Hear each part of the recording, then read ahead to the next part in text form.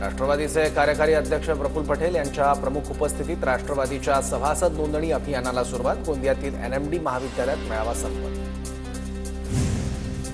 उपमुख्यमंत्री अजित पवार नांदेडमध्ये इफ्तार पार्टीत सहभागी। शहरातील देगलूर नाका भागात पवित्र रमजान महिन्यानिमित्त मुस्लिम बांधवांकडून इफ्तार पार्टीचं आयोजन। यावेळी प्रमुख नेत्यांची उपस्थिती।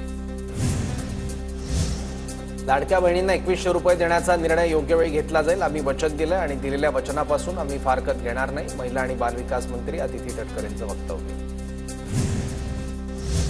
बच्चू कडूंकडून तिसऱ्या दिवशी अन्नत्याग आंदोलन मागे। मंत्री भरत गोगावलेंच्या मध्यस्थीनंतर बच्चू कडूंकडून आंदोलन स्थगित। सरकार दिव्यांगांसाठी सकारात्मक निर्णय घेईल, गोगावलेंची प्रतिक्रिया।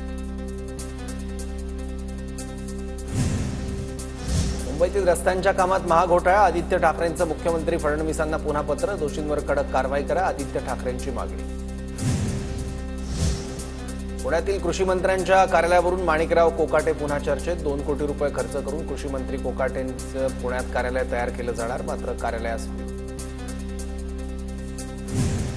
जयंत पाटील लढाऊ माणूस नाही, ते सत्तेशिवाय राहू शकत नाहीत। जयंत पाटील आता घरघर लागलेला माणूस, गोपीचंद पडळकरांचा निशाणा।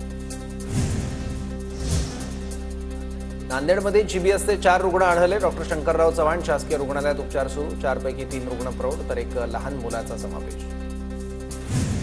पुणे जिल्हा परिषदमधील लाचखोर वरिष्ठ अधिकारी निलंबित, तर अन्य 2 वरिष्ठ अधिकाऱ्यांचा निलंबनाबाबतचा प्रस्ताव सरकारकडे पाठवला। 3 वरिष्ठ अधिकारी लाच स्वीकारताना रंगेहात पकड ठेवली।